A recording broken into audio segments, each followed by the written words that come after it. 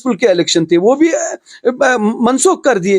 कारण यही है कि बीजेपी को डर है। डर किसका है? वो कांग्रेस का है। बीजेपी मुझे लगता है जीरो भी उनके खाते में नहीं जाएगा। लिख के ले लो, लिख के ले लो। अस्सलाम वालेकुम नाजरीन, जेके प्राइम मीडिया में आप सबका खैर मकदम है। मैं आपकी मेज़बान मायमुना हसन। नाजरीन, आज हमारे साथ एक खास मेहमान मौजूद है। जी हाँ नाजरीन, हम बात कर रहे हैं इंजीनियर मुजफ्फर डार की, जो कांग्रेस के डिस्ट्रिक्ट प्रेसिडेंट भी है। नाजरीन, आइए हम आज इनसे जानने की कोशिश करते हैं जो मौजूदा हालात है और आखिरकार इलेक्शन क्यों नहीं हो रहा है, इसके बारे में हम मुख्तसर बातचीत इनसे करते हैं। खैर मकदम है सर आपका जेके प्राइम मीडिया में। आपका भी बहुत बहुत शुक्रिया कि आप कभी कभार मीडिया वाले हमें भी अपनी बात, जो हमारी बात होती है, दिल की आवाज़ होती है, लोगों तक पहुंचाने के लिए, लोगों को अवेयर करने के लिए, तो आपका भी बहुत बहुत शुक्रिया। सर, आपसे जानना चाहेंगे कि इलेक्शन नहीं हो रहा है, क्या कांग्रेस इसके खिलाफ आवाज उठा रही है और कांग्रेस किस हद तक इलेक्शन के लिए तैयार है?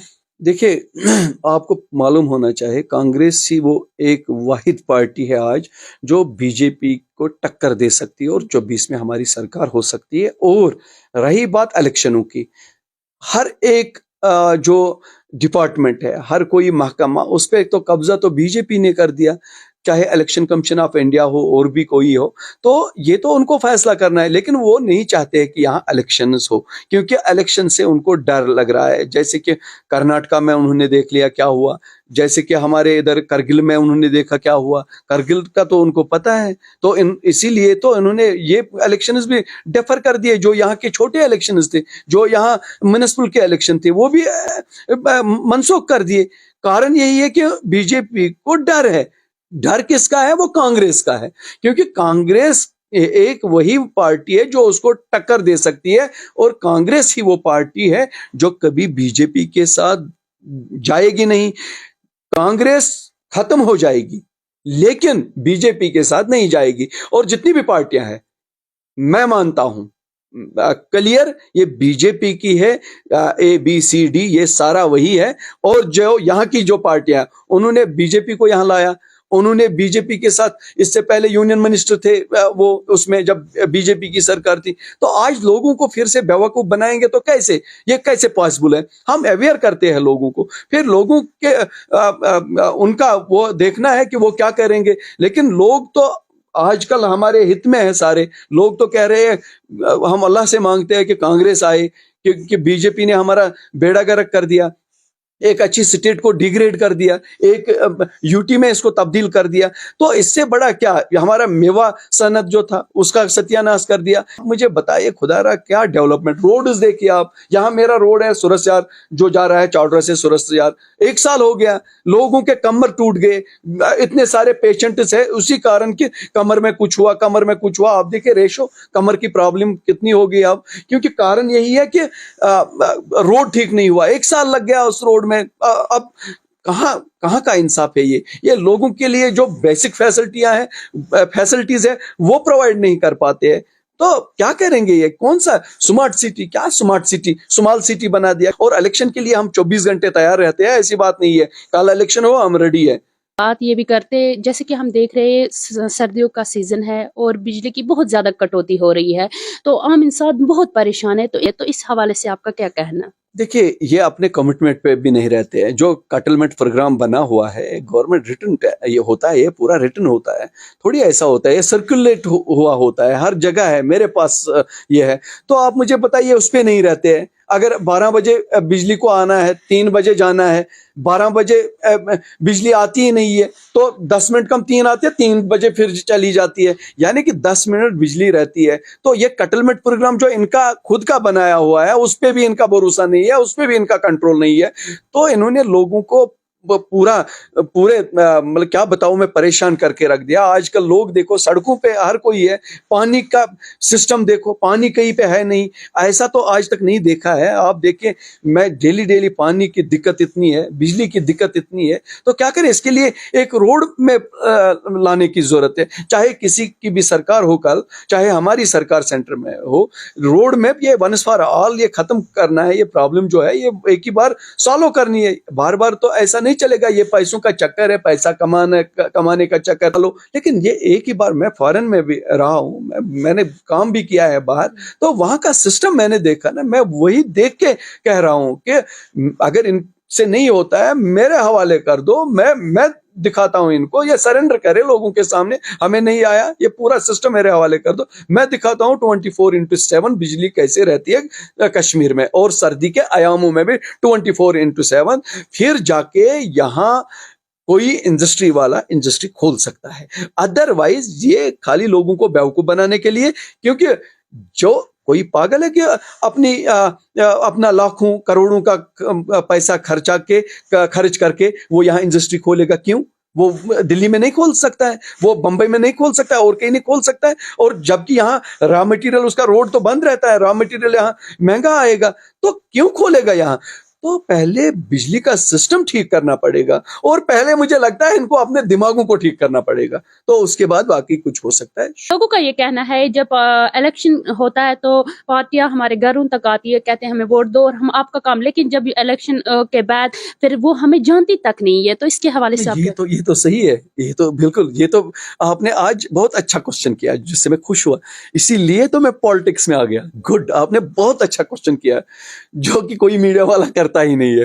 क्योंकि मैं इसीलिए अपनी नौकरी छोड़ के 20 साल की अभी मेरी सर्विस थी, जब मैंने गवर्नमेंट जॉब छोड़ा तो 20 साल की मेरी सर्विस थी, और मैं इसीलिए आया क्योंकि ये फिर लोगों को जानते नहीं है, ये लोगों के उधर वो दुख दर्द समझते नहीं है, तो इसीलिए मैं इसमें आ गया। ये आपका कहना सही है कि ये बाद में उनको जानते नहीं है, उनको बोलते हैं, तो इसीलिए मैं समझता हूँ बिल्कुल, इसीलिए मैं बार बार कहता हूँ, लोगों से गुजारिश करता रहता हूँ बार बार, चाहे कोई समझे ना समझे, मेरा काम है कहना, बताना, अवेयर करना, कोई हो ना हो, लेकिन मेरा जो हक है मैं वो पूरा करता हूँ कि अच्छे नुमाइंदों को चुनो, जो कोई अच्छा बैक वाला हो, जिसका अच्छा किरदार हो, जो मतलब जो नरम तबीयत का हो, उसको आप चुनिए, उसको अपना रिप्रेजेंटेटिव बनाइए, जिसका कोई कंट्रीब्यूशन रहा हो इससे पहले भी, जब कोई कुछ नहीं, जैसे कि मेरा आप देखिए, मैंने इससे पहले यहाँ का डिग्री कॉलेज लाया है, मैं किसी पार्टी के साथ नहीं था, कुछ नहीं था, तब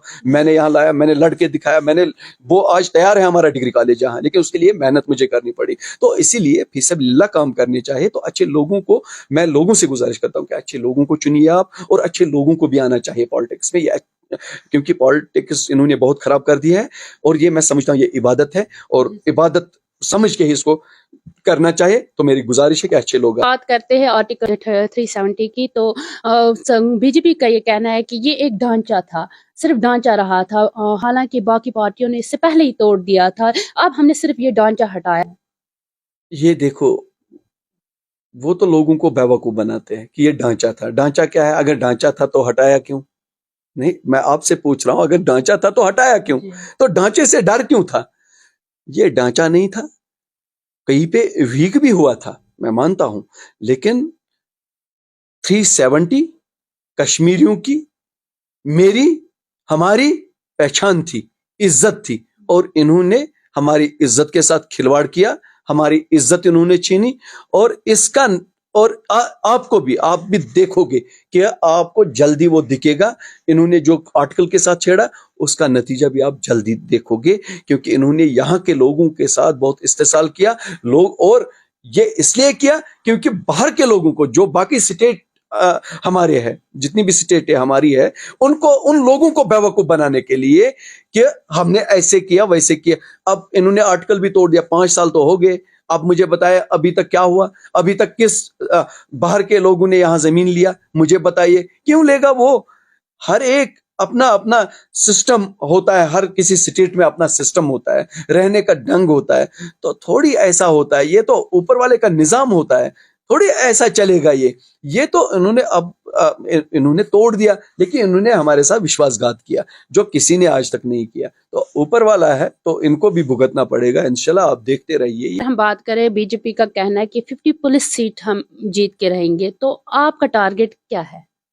बीजेपी, मुझे लगता है 0 भी उनके खाते में नहीं जाएगा, लिख के ले लो, लिख के ले लो। ये आप ये मत देखिए, पैसा बहुत है बीजेपी के पास, हम भी मानते हैं, और भी बीजेपी की बनाई हुई पार्टियां, इनके पास पैसा बहुत है, ये बिरयानियाँ खिलाने से लोगों को लाना ये सही नहीं है। आप देखिए ना, डेडिकेटेड वर्कर जिसको बोलते हैं वो कितने हैं इनके पास, डेडिकेटेड वर्कर कहाँ है। बिरयानियाँ खाने तो हर कोई चलता है, तो अगर हम भी अभी बिरयानियाँ बांटना शुरू करेंगे तो करोड़ों में लोग आएंगे, लेकिन हम किसी को ना बिरयानी देते हैं ना किराया देते हैं। तो अल्हम्दुलिल्लाह आपने देखा होगा पंपोरा में, शुपियन में कैसे हमने किया, बड़गांव में कितनी बार किया, भीरवा में कितनी बार, चार शरीफ में कितनी बार, चौडरे में इधर मेरा प्रेसिडेंट आया, कितना अच्छा रहा हमारा। तो इंशाल्लाह लोग सपोर्ट कर रहे हैं, लोग तो चाहते हैं कि कांग्रेस आए यहाँ भी और सेंटर में भी, क्योंकि अब क्लियर बात यह है कि यहाँ की जितनी भी पार्टियां हैं, चाहे पहले की हो या अब की हो, इनके हाथ में कुछ नहीं है, ये आप भी जानते होंगे। और अगर कोई बोलेगा कि आर्टिकल 370 वापस लाएंगे, मुझे लॉजिक दे दो। अगर कोई एक पार्टी बोलती है ऐसे लाएंगे, तो मैं मानता हूं मैं उम्र भर उसका गुलाम रहूंगा, लेकिन ये लोगों को बेवकूफ बनाने का सिस्टम है और कुछ नहीं है। अगर कोई ला सकता है आर्टिकल 370 या और भी कुछ, वो ताकत सिर्फ एक बड़ी पार्टी में हो, कांग्रेस के बिना कोई है ही नहीं, जो कि मतलब सेंटर की पार्टी है, उसी में एक ताकत है, क्षमता है, और यहाँ की पार्टियों में नहीं है, क्योंकि मेंबर ऑफ पार्लियामेंट यहाँ 4 हमारे हैं और वो अभी भी इनके पास ही है, नेशनल कॉन्फ्रेंस के पास। फिर अभी दिखाइए ना लाके, अब मैं मानता हूं अभी दिखाए ना, उनके पास है जो उसके लिए जो मेंबर ऑफ पार्लियामेंट चाहे वो उनके पास है, तो लाइए ना।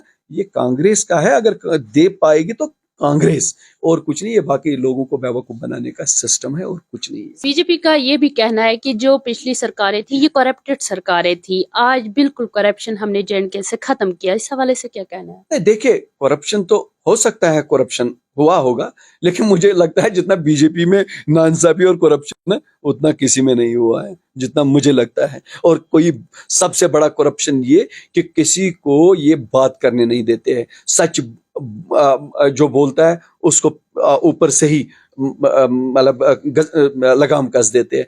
तो इससे बड़ा क्या करप्शन हो सकता है? इससे बड़ा क्या करप्शन हो सकता है? जो इलेक्शंस अभी तक नहीं हुई है, ये सबसे बड़ा करप्शन है कि आज तक इन्होंने इलेक्शन कमीशन ऑफ इंडिया को पता नहीं कैसे संभाल के रखा है कि इलेक्शन नहीं करने। आखिरी सवाल हमारा रहेगा यूथ के हवाले से। जैसे कि हम देखते यूथ है वो बहुत ही बड़ी मुश्किलात से दो चार हो रहे, तरह वजह है अनएम्प्लॉयमेंट। अगर आपकी सरकार आने वाले वक्त में आपकी सरकार आएगी तो आप यूथ के लिए क्या करेंगे? देखिए ये भी अच्छा क्वेश्चन है आपका, सही है। यूथ के ही लिए करना है, जनरेशन को बचाना है, जो हमारी नई जनरेशन है तो उनको बचाना है। उन आप देखिए जहां पे हमारी सरकारें हैं वहां पे आप देखिए ना, वो तो मिसाल है, वो तो प्रैक्टिकल है, वो तो कोई ऐसे हवा में हम नहीं बोलते।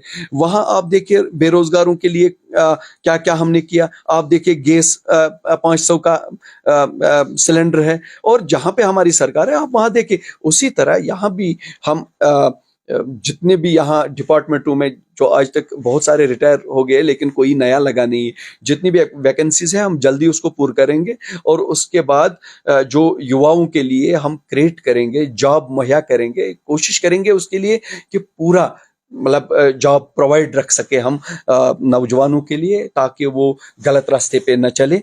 तो यही एक कारण है कि यहाँ के जो हमारे जवान कुछ है वो तो भटकते हैं और गलत रास्ते पे जाते हैं। तो वो सबसे बड़ा यही है कि बेरोजगारी है, और उस पे हम बहुत ध्यान दे रहे हैं, और बार बार हम उस बारे में बात करते हैं कि बेरोजगारी है, महंगाई है।